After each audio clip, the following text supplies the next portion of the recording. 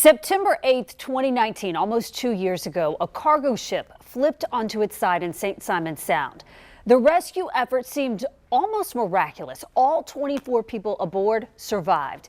But the salvage operation has not been so fortunate. The capsized vessel has been plagued by oil leaks, a massive fire, and multiple equipment failures, putting it months behind schedule and, according to industry experts, some $400 million over budget. On Your Side's Ann Schindler tonight investigates how the Golden Ray is now on track to be the most expensive ship salvage operation in history.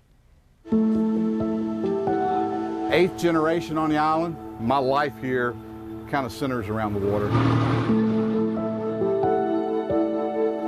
Every day for 2 years, Captain Andy Jones has gone searching. Y'all ready? Hold on. Looking for something he hopes he doesn't find. And see, we can see a streak of it is coming right off the ship here. Pollution from the Golden Ray. And now here we got a pelican right here that looks like it's feeding right in the middle of that sheen. Had a guy yesterday tell me he saw a bumper up here.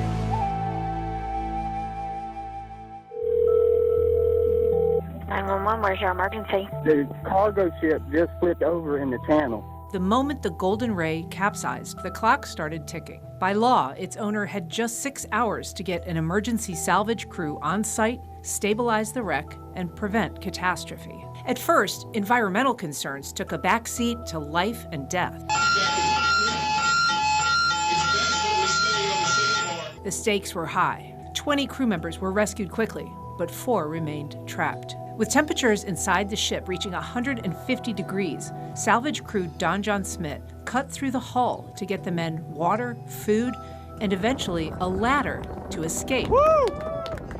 Yeah. Schmidt is probably the best salvage company in the world. Captain John Conrad, master mariner, author, and founder of the maritime blog gcaptain.com, says there's good reason ship owners are required by federal law to have an emergency salvage company under contract. It's an emergency. You got to understand, the longer it's there, the harder it gets, and you have to continue those services until the job's done. In this case, that didn't happen. Rather than let Don John Smith conduct the salvage, the project was put out to bid. Pretty much illegal, but the Coast Guard has overriding authority. Coast Guard went up to the commandant. Somehow they got an exception to this rule. That rule is OPA 90. OPA 90 stands for the Oil Pollution Act of 1990.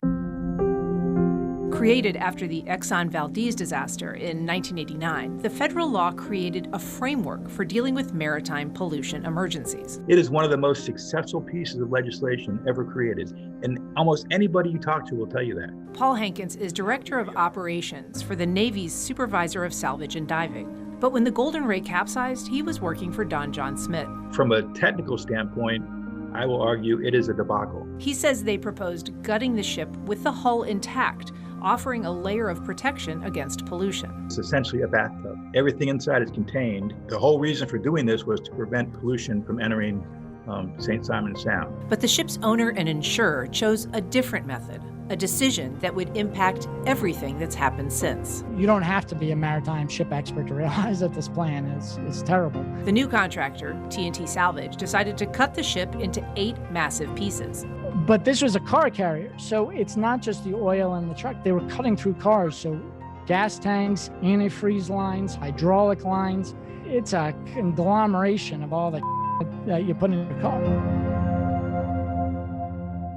Don John Smith sued to stop the project from being rebid. That lawsuit was unsuccessful, however, and TNT Salvage became the new contractor. First Coast News obtained emails between Don John executives and the Coast Guard, as well as this confidential internal document. They accused the Coast Guard of allowing the process to be, quote, perverted by the ship's insurance company, the North of England P&I Club, which they say chose a plan with a significant pollution threat in order to cut costs. The Coast Guard is not protecting us. Conrad thinks the Coast Guard set a dangerous precedent by letting the ship's owner change contractors midstream. The delay was huge. Hankins agrees and says bid delays are exactly what OPA 90 was created to avoid. But here we are 2 years later, and it's just unconscionable that we're doing a wreck removal that's relatively this simple 2 years into it. The P&I Club insists that its role in the salvage operation is limited. A representative told First Coast News, quote, most of what is happening is being dictated by the Coast Guard, and the ultimate decision makers are the federal and state authorities.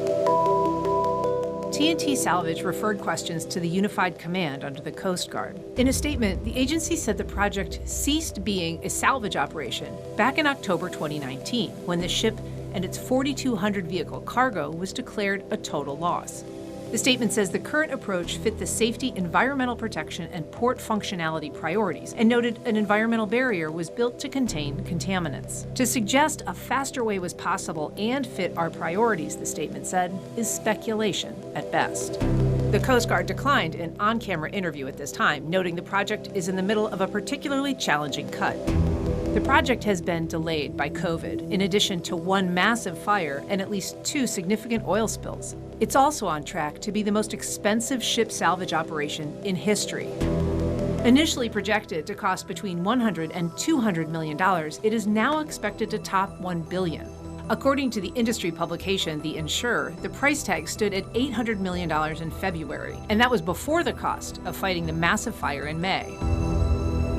It's a tough job. Ray McElvey, the project's environmental response manager, says given the challenges, it's going as well as could be expected. And I think with the size and the fact that nobody's ever done a project like this before, I really feel that we're, in my opinion, keeping it moving along safely and doing the best we can to prevent a bigger catastrophe. With hurricane season underway, that goal is something on which everyone agrees. You can't put the genie back in the bottle at this point. The best case scenario we can hope for now is the ship is removed as quickly as safety will allow.